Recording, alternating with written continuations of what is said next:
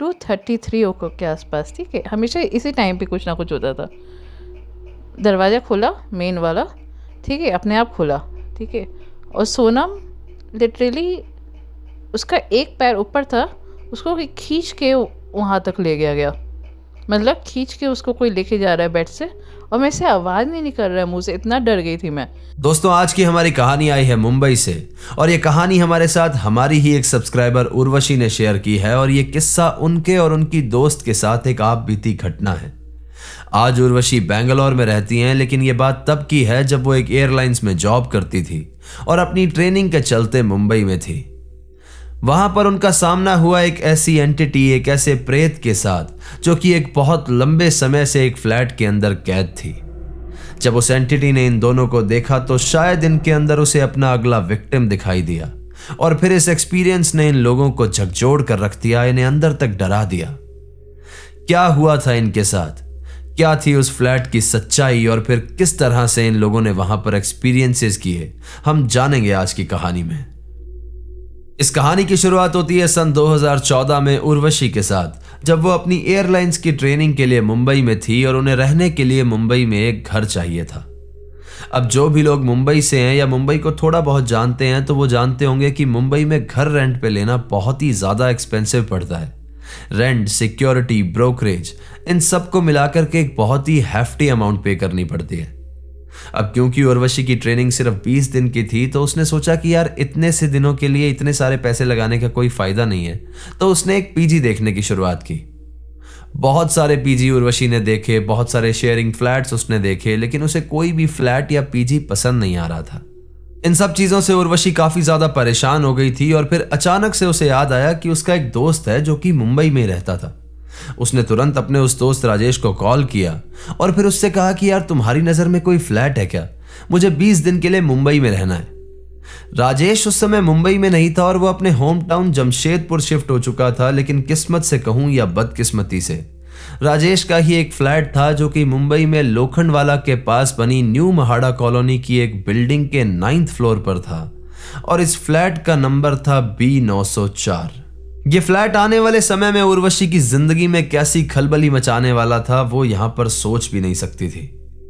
राजेश ने उसे कहा कि तुम फिक्र मत करो, मुंबई में मेरा ही एक फ्लैट है, तुम आराम से जाकर के वहां पर रह लो।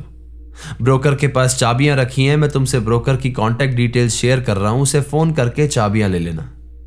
फाइनली उर्वशी को थोड़ी राहत मिली और उसे लगा कि चलो अब थोड़ी सी टेंशन मेरी कम हो गई है। उसने खुशी खुशी ब्रोकर को कॉल किया और कॉल करके ब्रोकर से चाबियां ले ली। उर्वशी जब अपना सारा सामान लेकर के उस फ्लैट पर पहुंची तो वो और ज्यादा खुश हो गई, क्योंकि एक बहुत ही बड़ा और आलीशान फ्लैट था और बहुत ही खूबसूरत था। इस फ्लैट में एंटर करते ही एक ड्राइंग रूम, थोड़ा आगे जाने के बाद एक ओपन किचन और फिर 2 बड़े बड़े रूम्स थे जिनके साइड में एक बहुत ही खूबसूरत बालकनी बनी हुई थी। इन दोनों रूम्स में से एक रूम को ताला लगा हुआ था और जब उर्वशी ने राजेश से पूछा कि यहाँ पर ताला क्यों लगा हुआ है तो उसने ऐसी ही कोई बात कह करके टाल दिया कि हमारा खुद का कुछ पर्सनल स्टफ पड़ा हुआ है, इसीलिए हमने उस रूम को ताला लगा रखा है। उर्वशी इस घर में शिफ्ट तो अकेले हुई थी, लेकिन उसकी एक दोस्त थी शिवानी, जो कि 4 दिन के बाद मुंबई आने वाली थी इसी ट्रेनिंग पर्पस के लिए। उर्वशी ने उसे कॉल किया और अपने साथ रहने के लिए इसी फ्लैट में बुला लिया, ताकि उसने सोचा कि हम लोग साथ में रह भी लेंगे और बोर भी नहीं होंगे। अब इन लोगों की जो ट्रेनिंग थी वो कुछ इस तरह की थी कि उसमें कुछ एग्जाम्स भी होते थे और इसके लिए इन्हें काफी ज्यादा पढ़ना पड़ता था। पहले दिन उर्वशी ने अपना सारा सामान अनपैक किया, थोड़ा अपने कमरे में सामान लगाया और फिर आराम से रेस्ट करने लगी। फ्लैट 9th फ्लोर पर था, इसलिए वहां पर हवा काफी ज्यादा तेज चलती थी। तो शाम के समय उर्वशी ने बालकनी की विंडो वगैरह बंद की, रूम्स बंद किए और फिर थकान के चलते आराम से सोने के लिए चली गई। अगले दिन उसका ऑफ था तो फिर से वो सारा दिन घर पे रही और अभी तक भी यहां पर सब कुछ एकदम ठीक चल रहा था। अब उर्वशी को बेसिकली आदत है अपना रूम लॉक करके सोने की और उसे अपनी प्राइवेसी बहुत ज्यादा पसंद है। तो अगले दिन की रात में जब उसने खाना वगैरह खा लिया तो उसने सारे घर के रूम्स लॉक किए, बालकनी की विंडो बंद की और अपना रूम भी अंदर से लॉक करके आराम से सोने चली गई। तीसरे दिन सुबह सुबह जब उर्वशी उठी तो उसने देखा कि घर के सारे दरवाजे खुले हुए हैं। उसके वॉशरूम का गेट खुला था, उसके खुद के रूम का गेट खुला था, बालकनी की विंडो खुली हुई थी, यहां तक कि मेन डोर तक खुला हुआ था। यहां पर उर्वशी काफी ज्यादा हैरान हो गई क्योंकि उसे अच्छे से याद था कि वो सारे गेट्स खुद लॉक करके सोई थी। लेकिन अब क्योंकि यहां पर इस चीज का उसके पास कोई भी जवाब नहीं था, तो उसने सोच लिया कि शायद उसे ही वहम हो गया है और वो गेट्स लॉक करना भूल गई थी। उर्वशी ने इन सब बातों को इग्नोर किया और फिर वो रेडी होकर के ऑफिस चली गई। शाम को 7 बजे जब वो ऑफिस से वापस घर लौट करके आई तो उसने देखा कि घर के सारे दरवाजे फिर से खुले हुए हैं। यहां पर उसके दिमाग में सिर्फ 2 बातें चल रही थी। पहला यह कि हो सकता है कि उसे वहम हो गया हो और वो खुद ही दरवाजे लॉक करना भूल गई हो, और दूसरा ये कि उसे लग रहा था कि हो सकता है कि इस घर के दरवाजों की चाबी किसी और के पास भी हो, लेकिन इसमें कोई पैरानॉर्मल एंगल हो सकता है, ये बात उसके दिमाग में आस पास भी नहीं थी। लेकिन क्योंकि उसके पास सिर्फ सवाल थे और जवाब कोई भी नहीं था, तो वो अपने मन को समझा करके फिर से घर के अंदर आकर के बैठ गई। आकर के उसने थोड़ा रेस्ट किया, थोड़ा खाना वगैरह खाया, और फिर रात होते होते उसने सारी लाइट्स बंद की और एक लैंप जला करके वो पढ़ने के लिए बैठ गई, क्योंकि 2 दिन के बाद उसका एग्जाम था। पढ़ाई करते करते उर्वशी को 2:30 बज गए थे और फिर यहां पर उसने जो देखा वो उसकी आंखें तो देख रही थी, लेकिन उसका दिमाग मानने को तैयार ही नहीं था। उसके रूम में जो अटैच्ड वॉशरूम था उसका लॉक अपने आप घूमा और फिर उसकी आंखों के सामने देखते देखते ही वो दरवाजा खुद ब खुद खुल गया। उर्वशी की धड़कनें यहां पर बहुत ज्यादा तेज हो गई और उसके शरीर में एक कपकपी दौड़ गई। डर के मारे उसने अपने ब्लैंकेट को ऊपर किया और भगवान का नाम लेकर के वो किसी तरह से सोने की कोशिश करने लगी। अगले दिन सुबह सुबह जब उर्वशी उठी तो उसने फिर से वही देखा कि उसके घर के सारे दरवाजे खुले हुए हैं और सारी विंडोज खुली हुई हैं। उसने तुरंत अपने फादर को कॉल किया और सब कुछ उनके साथ शेयर किया और यह भी बताया कि उसने अपनी आंखों से लॉक को घूमते हुए और दरवाजे को खुलते हुए देखा है। उसके फादर ने इस चीज को बहुत ही ज्यादा लाइटली लिया और कहा कि ऐसा कुछ भी नहीं होता, यह सब कुछ तुम्हारे मन का वहम होगा। उन्होंने कहा कि अगर फिर भी तुझे डर लग रहा है तो बाहर से जाकर के एक शिव जी की फोटो ला करके अपने रूम में रख ले, तुम्हें डर नहीं लगेगा। अब जो उर्वशी है वो शिव जी की बहुत बड़ी भक्त है और कहीं ना कहीं उसके मन में हमेशा से एक बिलीव था कि ऐसी कोई भी एनर्जी, ऐसी कोई भी एंटिटी या स्पिरिट उसका कुछ भी नहीं बिगाड़ सकती है। उस दिन उर्वशी अपने घर से बाहर गई, उसने शिव जी की एक तस्वीर खरीदी और ला करके अपने फ्लैट में लगा ली। फिर सारा दिन उर्वशी नॉर्मली अपने घर पर रही, पढ़ाई करती रही और रात होते होते खाना खा करके वो फिर से पढ़ने के लिए बैठी हुई थी। पढ़ाई खत्म करके जब वो सोने के लिए जा रही थी तो आज उसे लिटरली ऐसा महसूस हुआ कि उसके पीछे बेड की दूसरी तरफ कोई और भी है जो वहां पर सोया हुआ है। उसकी इतनी हिम्मत नहीं हो रही थी कि वो अपनी करवट बदल के देख ले कि पीछे कौन है, क्योंकि उसकी पूरी बॉडी कांप रही थी और आज फिर से किसी तरह वो जैसे तैसे भगवान का नाम लेते हुए सो गई थी। अगली सुबह फिर से वही सब हुआ। सारा कुछ एकदम नॉर्मली बीता और रात होते होते जब उर्वशी सोने के लिए गई तो आज उसे ऐसा महसूस हुआ कि सोते हुए उसे कोई टच करने की कोशिश कर रहा है और उसने अपना हाथ उर्वशी के हाथ के ऊपर रख लिया है। उर्वशी इस रात फिर से बहुत बुरी तरह से कांप गई, बहुत ज्यादा डर गई और किसी तरह से भगवान का नाम लेते लेते सो गई। अगले दिन शिवानी आ गई और उर्वशी को थोड़ा सा हौसला हुआ कि चलो एटलीस्ट अब मैं इस घर में अकेली तो नहीं हूं। अब उर्वशी जो है वो कुछ इस तरह की लड़की है कि उसे अपनी प्राइवेसी बहुत ज्यादा पसंद है और वो किसी के साथ भी रूम शेयर करके नहीं रह पाती। लेकिन उस दिन उसने शिवानी से कहा कि यार तू ड्राइंग रूम में काफी ज्यादा परेशान हो जाएगी, तो तू ऐसा कर कि तू मेरे रूम में यहीं पर सो जा। शिवानी उर्वशी को बहुत पहले से जानती थी तो वो भी हैरान हो गई और उसने कहा कि तू श्योर है, तुझे तो तेरी प्राइवेसी बहुत ज्यादा पसंद है ना? तो उर्वशी ने कहा कि नहीं नहीं, मैं एकदम श्योर हूं, तू ऐसा कर मेरे ही रूम में सो जा। रात हुई और शिवानी एग्जैक्ट उसी जगह पर सो गई जहां पर रोज उर्वशी को कोई और इंसान सोया हुआ महसूस होता था। आज उर्वशी को बहुत ज्यादा अच्छा महसूस हो रहा था क्योंकि एटलीस्ट आज शिवानी उसके पास सोई हुई थी तो उसे आराम से नींद आ गई। अगले दिन सुबह सुबह जब उर्वशी उठी तो उसने देखा कि शिवानी वहां से गायब है और बेड की दूसरी तरफ पे कोई भी नहीं है। वो उठकर के रूम से बाहर गई तो उसने जाकर के देखा कि शिवानी ड्राइंग रूम में नीचे जमीन पर सोई हुई है। उसने शिवानी को उठाया और उससे पूछा कि तू बाहर क्यों आ गई और तू ऐसे जमीन पर क्यों सोई हुई है? तो सामने से शिवानी ने कहा कि यार मुझे कुछ भी नहीं पता, शायद नींद में या फिर सपने में मुझे ऐसा लग रहा था कि कोई मुझे खींच करके बाहर ले आया है। अब उर्वशी को यहाँ पर डाउट था कि शायद इस फ्लैट में कोई प्रॉब्लम है, लेकिन शिवानी को कोई भी आइडिया नहीं था। इतने दिनों में उर्वशी को एक बात तो क्लियर हो गई थी कि ये जो कोई भी स्पिरिट है वो उससे काफी ज्यादा अटैच्ड है, क्योंकि जब भी वो किचन में खाना बना रही होती थी, वॉक कर रही होती थी, उसे हमेशा अपने पास किसी की प्रेजेंस महसूस होती थी। ये लोग जब भी किचन में खाना बनाते थे और कभी कभी खाना बच जाता था तो वो खाना अपने आप खत्म हो जाता था या फिर किचन से गायब हो जाता था। एक बहुत बड़ी प्रॉब्लम थी इनके फ्लैट में कि जब भी कोई लड़का इनके फ्लैट में एंटर करने की कोशिश करता था तो हमेशा उसे बहुत ज्यादा अजीब महसूस होता। दरवाजे पर ही ऐसा महसूस होता कि कोई उसे बाहर धकेलने की कोशिश कर रहा है, और कोई भी लड़का इनके फ्लैट में 5 मिनट से ज्यादा नहीं रुक पाता था। अब एक दिन एक दोस्त था जो इन लोगों के घर पे आया हुआ था, और वो किसी तरह से इनके घर पे 15 से 20 मिनट बैठ गया था बिना किसी प्रॉब्लम के। लेकिन इसकी थोड़ी देर बाद वो अचानक से घबराया हुआ अपनी जगह से खड़ा हुआ और इस फ्लैट से बाहर भाग गया।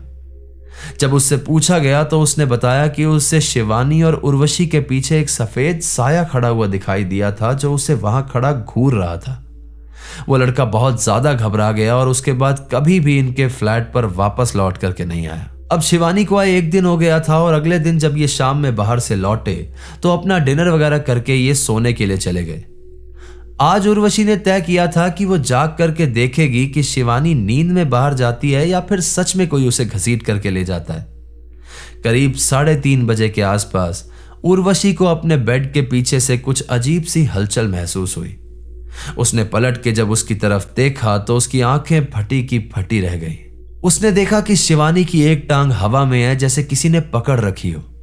उसके कमरे का दरवाजा अपने आप खुला और फिर कोई इनविजिबल पावर शिवानी को घसीटते हुए उसके कमरे से बाहर ले गई। यह देखकर के उर्वशी का हलक सूख गया। उसकी पूरी बॉडी फ्रीज हो गई और उसके दिमाग ने काम करना बंद कर दिया और उसकी आवाज तक नहीं निकल रही थी। उसका दिमाग यहां पर एकदम बंद हो गया। उसे समझ में नहीं आ रहा था कि वो उठे, सोए, बाहर जाए, कमरे में ही रहे या फिर वो क्या करे। उर्वशी कांपते हुए भगवान का नाम लेने लगी और फिर उसे पता ही नहीं लगा कि कब डरते डरते उसे नींद आ गई। अगले दिन जब सुबह वो उठी तो उसे अभी तक यकीन नहीं हो रहा था कि रात में जो उसने देखा वो सपना था या फिर हकीकत। लेकिन जब उसने अपने बेड की दूसरी तरफ देखा तो शिवानी वहां पर नहीं थी। जब वो उठ करके बाहर गई तो उसने शिवानी से सब कुछ पूछा कि वो बाहर कैसे आ गई, तो शिवानी को भी यहां पर कुछ भी याद नहीं था। अब पता नहीं क्यों उर्वशी को एक भरोसा था कि ये जो कोई भी स्पिरिट है वो उससे काफी ज्यादा अटैच्ड है और उसे कोई नुकसान नहीं पहुंचाएगी, क्योंकि अभी तक भी नहीं पहुंचाया था। ये लोग इस फ्लैट को छोड़कर भी नहीं जा सकते थे क्योंकि इनके एग्जाम्स चल रहे थे और सवाल करियर का था, और मुंबई में दूसरा फ्लैट मिलना बहुत ज्यादा मुश्किल था। किसी तरह से इन लोगों की लाइफ यूं ही चलती रही और 2 दिन के बाद इनके वॉशरूम में पानी का कुछ प्रॉब्लम हुआ। ये वॉशरूम इकलौती ऐसी जगह थी जहां पर उर्वशी ने बताया कि उन्हें बहुत ज्यादा डर लगता था और बहुत ही हैवी प्रेजेंस फील होती थी। इस प्रॉब्लम को ठीक करने के लिए इन लोगों ने एक प्लम्बर को बुलाया, और जब वो प्लम्बर वहां बैठ करके अपना काम कर रहा था तो उसके चेहरे पर एक अजीब सा एक्सप्रेशन था जो थोड़ा डर का था और थोड़ा हैरानी का था। शिवानी और उर्वशी वहीं खड़े होकर के इस प्लम्बर से काम करवा रहे थे, और काम करते करते इस प्लम्बर ने थोड़ी इधर उधर नजर दौड़ाई और उसके बाद इन लोगों से पूछा कि दीदी आप इस फ्लैट में कैसे रह रहे हैं। इन लोगों ने कहा कि कैसे रह रहे हैं का क्या मतलब है, फ्लैट है इसलिए रह रहे हैं, क्यों कोई प्रॉब्लम है क्या। आगे पूछने पर उस प्लम्बर ने इन लोगों को बताया कि दीदी आज से 6.5 साल पहले ये फ्लैट बंद हुआ था और तब से यहाँ पर बहुत सारे लोग रहने के लिए आए लेकिन कोई भी नहीं रह पाया। ये फ्लैट बेसिकली हॉन्टेड है एक लड़के की आत्मा से जो आज से 6.5 साल पहले यहाँ पर रहता था। उसने बताया कि ये लड़का एक्टिंग लाइन में था और यहाँ पर मुंबई में स्ट्रगल कर रहा था और उसकी उम्र करीब 21-22 साल की थी। एक दिन उसकी गर्लफ्रेंड से किसी बात पर उसकी एक लड़ाई हुई और उसका ब्रेकअप हो गया, जिसके बाद इसी गम के चलते उसने इसी वॉशरूम में अपने हाथ की नस काट करके सुसाइड कर ली। खौफनाक बात यह है कि लोगों को इसके बारे में 1 हफ्ते बाद पता लगा जब लाश से बदबू आने लगी और वो बॉडी डीकंपोज होने लगी। पूरे 7 दिन के बाद उसकी गली हुई लाश को इस घर से बाहर निकाला गया और उसके बाद इस घर के ऑनर्स ने यहाँ पर कोई पूजा भी नहीं करवाई, कोई शांति के लिए कोई हवन भी नहीं करवाया और इस घर को इसी तरह से बंद कर दिया। उसके बाद यहां पर बहुत सारे लोगों ने आने की कोशिश की, रहने की कोशिश की, लेकिन कोई भी 2 दिन से ज्यादा नहीं टिक पाया। इन दोनों के पैरों तले जमीन खिसक गई और इनके पूरे शरीर में एक सिरहन दौड़ गई। उर्वशी तो पहले से भी जानती थी कि शायद यहां पर कोई प्रॉब्लम हो सकती है, लेकिन अब शिवानी भी समझ गई थी कि कैसे वो रात में कमरे के अंदर सोती है और सुबह बाहर मिलती है, कैसे किचन में से खाना अपने आप गायब हो जाता है और क्यों उस वॉशरूम से इतनी भारी किसी की प्रेजेंस फील होती है। इन लोगों को यहां पर रहते हुए 10 दिन हो गए थे और किसी तरह से 10 दिन और निकालने थे। अब ना तो ये इस फ्लैट को छोड़ करके जा सकती थी और ना ही यहां पर रहने की इनकी हिम्मत हो रही थी। अब क्योंकि ये लोग शिवजी के काफी बड़े भक्त थे, काफी ज्यादा उन्हें मानते थे, तो इन दोनों ने मन ही मन शिवजी का नाम लिया और भगवान भरोसे इस चीज को छोड़ दिया कि 10 दिन किसी तरह से हम लोग यहां पर निकाल लेंगे। अब अगले ही दिन इनके घर पे ब्रोकर आया और उसने कहा कि मैम आप इस घर को खाली कर दीजिए, मेरे पास एक फैमिली है जो इसे रेंट पर लेना चाहती है, मैं राजेश जी से अपने आप बात कर लूंगा। उर्वशी ने कहा कि आप उनसे बात कर लीजिए, कोई इशू नहीं है, लेकिन मैं 10 दिन तक इस घर को बिल्कुल भी खाली नहीं कर सकती क्योंकि मेरे एग्जाम्स चल रहे हैं। और वो जानती थी कि राजेश उसे वैकेट करने के लिए कहेगा भी नहीं। अब किसी बात को लेकर यहां पर ब्रोकर और उर्वशी के बीच में बहस हो गई। उर्वशी किचन में खड़ी हुई कुछ खाना बना रही थी, शिवानी सोफे पर बैठकर आराम से लैपटॉप पे काम कर रही थी और अचानक से इसी बहस के बीच में ब्रोकर को किसी ने बहुत जोर से थप्पड़ मारा। ब्रोकर यहां पर बुरी तरह से बौखला गया क्योंकि शिवानी भी वहां पर पास में नहीं थी और उर्वशी भी उसके सामने किचन में थी, तो ये थप्पड़ किसने मारा था। वो बहुत ही बुरी तरह से डर गया और उसी समय इस फ्लैट को छोड़ करके चला गया। किसी तरह से 5-6 दिन इन लोगों ने उस फ्लैट में और बिताए और इन दिनों में भी उन्हें हमेशा वो प्रेजेंस फील होती रहती थी। अब उर्वशी का फाइनल एग्जाम खत्म हो गया था और उसे अर्जेंटली न्यू दिल्ली शिफ्ट करना था, लेकिन शिवानी को यहां पर 5-6 दिन और बिताने थे। उर्वशी ने उस दिन अपना सारा सामान पैक किया और फिर वो ऑफिस चली गई। जब वो ऑफिस से वापस लौट करके आई तो उसने देखा कि उसका पूरा सामान वहां पर बिखरा पड़ा है और उसने जब इस बारे में शिवानी से पूछा तो शिवानी ने कहा कि मैं तो इस रूम में एंटर भी नहीं हुई हूं। वो काफी ज्यादा हैरान हुई कि अगर शिवानी इस कमरे में नहीं आई है तो ये सामान कैसे बिखरा पड़ा है। अगले दिन उर्वशी ने अपना सारा सामान फिर से पैक किया और फिर शाम होते होते ये दोनों शॉपिंग के लिए चली गई। जब ये शॉपिंग से वापस लौट करके आई तो इन्होंने देखा कि घर के सारे दरवाजे फिर से खुले हुए हैं और उर्वशी का सारा सामान बिखरा पड़ा है। उर्वशी समझ चुकी थी ये जो भी स्पिरिट है वो उसे घर से बाहर नहीं जाने देना चाहती। उसने थोड़ा सोचा और फिर फाइनली अपनी सिस्टर को कॉल किया जो कि यूएस में रहती थी। इसकी सिस्टर हीलिंग जानती थी और यहां तक कि एनर्जी से बात करने के बारे में भी बहुत कुछ जानती थी। जब उर्वशी ने उन्हें सारी बात बताई तो उन्होंने कहा कि तुम इनडायरेक्टली इस सोल से बात करने की कोशिश करो और उसे बताओ कि तुम्हारा जाना कितना ज्यादा जरूरी है।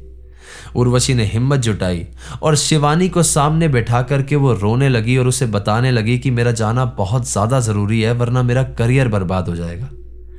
उस दिन के बाद उर्वशी ने जब वापस से अपना सामान पैक किया तो वो बिल्कुल भी नहीं बिखरा और सब कुछ वैसे का वैसे रहा। फाइनली उर्वशी ने अपना सारा सामान पैक किया और वो सामान लेकर के अपनी बिल्डिंग के नीचे तक पहुंची जहां पर शिवानी भी उसके साथ गई थी। शिवानी उसे सी ऑफ कर ही रही थी कि अचानक से उर्वशी की नजर अपनी बैल्कनी में गई तो उसने देखा कि वहां पर एक 21-22 साल का हैंडसम सा लड़का खड़ा है और वो वहां से उसे देख करके स्माइल कर रहा है और सी ऑफ कर रहा है। उर्वशी ने जब यह बात शिवानी को बताई तो शिवानी को वहां पर कुछ भी दिखाई नहीं दे रहा था। उर्वशी फाइनली इस फ्लैट से चली गई थी और उसके बाद शिवानी भी इस फ्लैट में एक दिन भी नहीं टिक पाई। वो स्पिरिट शायद उर्वशी से अटैच थी इसीलिए उन्हें वहां पर रहने दे रही थी। लेकिन जब अगले दिन शिवानी वहां पर सोई तो रात में सारा सामान इधर से उधर अपने आप गिरने लगा। वहां की लाइट्स ऑन ऑफ होने लगी और शिवानी को एक बहुत ही ज्यादा नेगेटिव प्रेजेंस फील होने लगी। किसी तरह से शिवानी ने वो रात वहां पर बिताई और अगले दिन का सूरज निकलते ही शिवानी अपना सारा सामान लेकर के उस फ्लैट से चली गई। हम जब भी किसी नई जगह पर शिफ्ट होते हैं तो वहां पर एक रिस्क होता है, उस जगह के अतीत का रिस्क। हमें नहीं पता होता कि वहां पर उससे पहले क्या हुआ है, क्या चीजें होती आई हैं या फिर कैसी एनर्जीज वहां पर रहती हैं, लेकिन इसको पता करने का शायद कोई तरीका भी नहीं है। ये जस्ट एक हिट एंड ट्रायल वाली बात है और आपकी किस्मत वाली बात है। बस हम ये कर सकते हैं कि जब भी हम रेंट पे कोई फ्लैट लेते हैं तो एटलीस्ट उसके आसपास के लोगों से पता किया जा सकता है। तो ये थी आज की कहानी दोस्तों। कहानी आपको कैसे लगी मुझे कमेंट करके ज़रूर बताइएगा, और अगर आपको वीडियो पसंद आई है तो इसे लाइक कर दें, हाइप कर दें और अपने कमज़ोर दिल वाले दोस्तों के साथ ज़रूर शेयर कर दें। चैनल अभी तक सब्सक्राइब नहीं किया है तो सब्सक्राइब कर लो, वहां पर एक बेल आइकन होगा उसे प्रेस कर देना, ताकि आगे आने वाले समय में मैं जो रियल लाइफ इंसिडेंट्स पे कहानियां लेकर के आऊँगा वो सबसे पहले आप तक पहुँचती रहे। अगर आपके पास भी ऐसी कोई कहानी है तो नीचे दिए गए जीमेल एड्रेस और इंस्टा आईडी पे आप उसे हमारे साथ शेयर कर सकते हैं। तो चलिए दोस्तों, अपना ख्याल रखिए, खुश रहिए, हंसते खेलते रहिए। मिलते हैं अगली बार ऐसी ही किसी खौफनाक कहानी के साथ। सायोनारा। हर हर महादेव।